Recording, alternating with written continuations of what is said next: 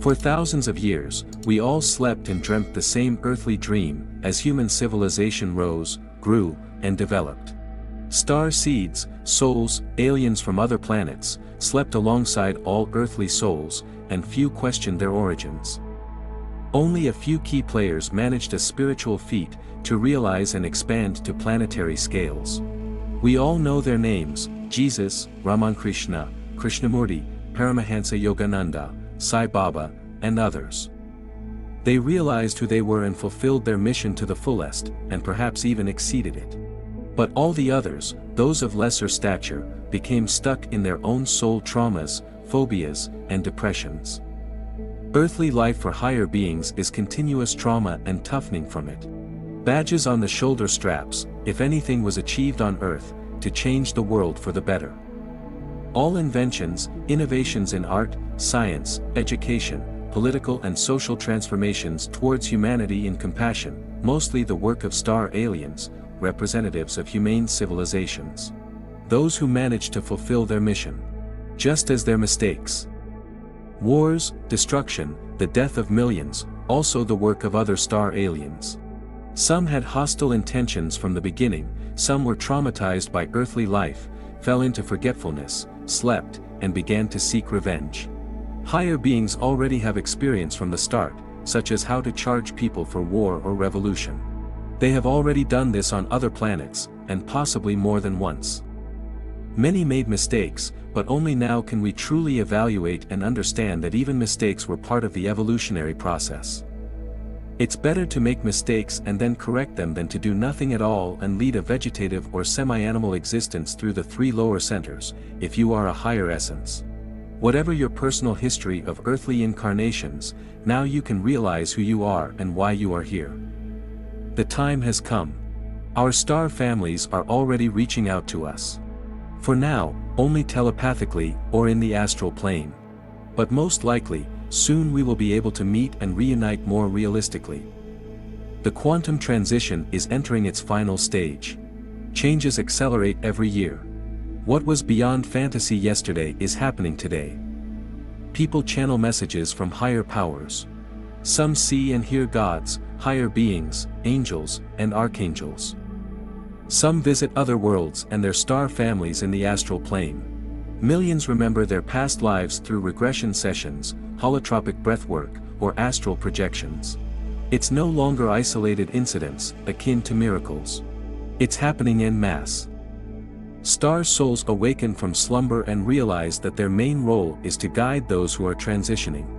They awaken faster and begin to unfold their abilities: telepathy, clairvoyance, claircognizance, precognition, and publicly speak about what is happening to them, thereby legalizing the transition, pulling along those who are just beginning to awaken.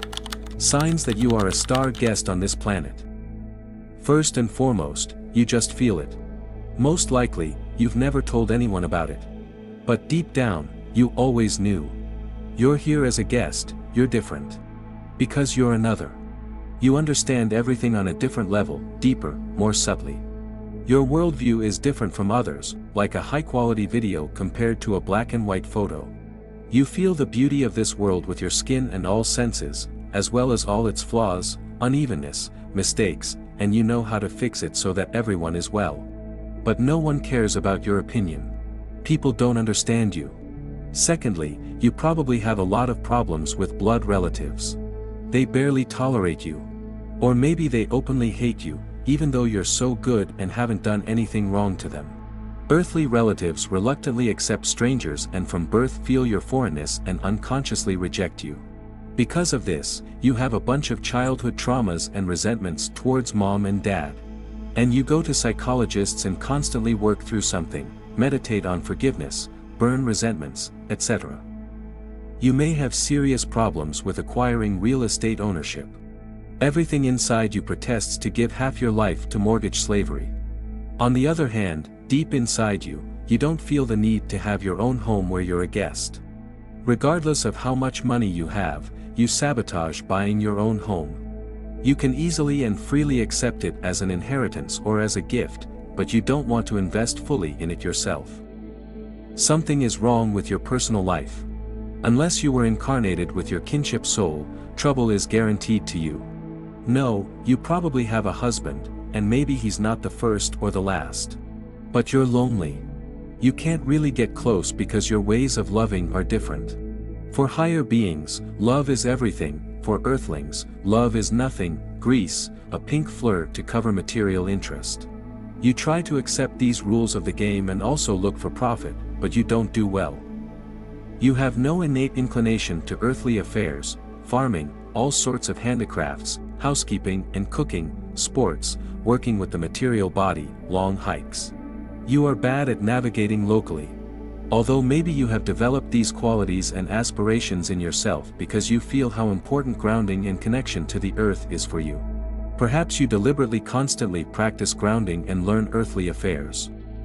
It doesn't matter if you broke out of the matrix wheel or still spin like a wound-up one in your Groundhog Day, but you clearly feel that you don't belong to this life. You clearly feel your alienation, separateness, coldness to what is happening. Everything you see every day, clearly not yours. You are not interested in any of this. You are bored and fed up with everything. But in reality, you are bored not because you are so cool, but because you live someone else's life. You hide, disguise yourself, pretend that you are like everyone else. Because you have no strength to fight for your rightful place under the sun. You have a bunch of phobias, psychosomatics, depression, anxiety disorders, panic attacks, etc. Your strengths are enough only to hide all this from others so that they don't lock you up in a madhouse. You are afraid. And your fear is not groundless. In past lives, you have already tried to fulfill your mission, you used your magical power for good and for the good of people, but you were punished for it, burned at the stake, kept in a dungeon, or somehow else crippled, so you are afraid to stand out. You think it's better to sit quietly in silence. Let others get orders and medals, and I have no need to be fat, would live. These developments are not from a good life. In the past, you suffered a lot. But what is forgivable to earthly souls, who are here, at home, and go through their childhood evolutionary experiences, for you is unacceptable. You have no right to sit idly in your office for 30,000 and play Counter-Strike behind your boss's back. You are not on vacation here. For you, there is no point in physical survival on Earth. You go to work, eat, sleep, fuck, and spend in vain. God's energy is your magical force that He gave you to help people. Or maybe you feed yourself with parasites. Give away your energy, your magical power of God, to darkness. They're vampires on you, and it turns out you're playing on the side of the dark, helping them. It's forgivable to people, they're victims in this situation.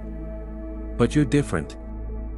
You have given the divine power to change the world for the better. But you do nothing, just everywhere you look for God. Don't go to church, travel to monasteries, and enlighten. You know without any commandments and religions that you can't lie, steal, and kill, and the divine energy is inside you. You just like the energy of holy places because it's yours, native to you. You're high on this, rest your soul from the hardships of life, but nothing changes inside you. In this energy, you feel at home. But you're not home. Get up, go, and do what you're here for. Only in joyful co-creation, in unity with other people in love and friendship, do we change for the better, expand, and grow in God. We're all here to help people. How you should help, only you know yourself. No priest or sage will tell you what your purpose and mission are. Only you know that. This is not a profession or business. You just know how to do something special better than others. For example, reconcile people with each other. Healing souls with your presence. Or help people reveal their talents. Or convey to them spiritual truths that the world is multidimensional and there is not only material in it. How you do this, no one will. This is your destiny, your mission. It is not so much needed by people as it is by yourself. Otherwise, everything was in vain. Thousands of years of wandering on earth, suffering, martyr deaths. All this was in vain if you don't wake up now and do what you came for. At first, don't think about how to earn from this. Just start applying your skills. If you manage to help at least one person, you'll understand where your skills can be useful. Money may come indirectly, not directly. If you start doing what you do best better than others. By helping others, you help yourself. And then your full mental potential will unfold. Old skills will return in full. And you will quickly develop new ones through mental focus on the right questions. Start doing what you do best better than anything else. Other souls have other destinies. Without false modesty, admit to yourself that in matters of emotional and spiritual life, you are wiser, more subtle, and deeper than most people around you. There is such a thing as emotional intelligence. People usually call it empathy. But it's not just sympathy, it's the ability to understand another person at the deepest level in split seconds. All stellar beings are usually endowed with high emotional intelligence, having a vast, multidimensional background of soul life, including on other planets and in other civilizations. But you cannot apply all your knowledge because your soul is in pain. Living and breathing hurt you, the simple, mundane, too materialistic life causes you pain. And you do nothing.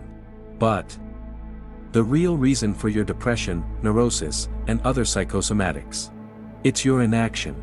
The soul knows why it's here.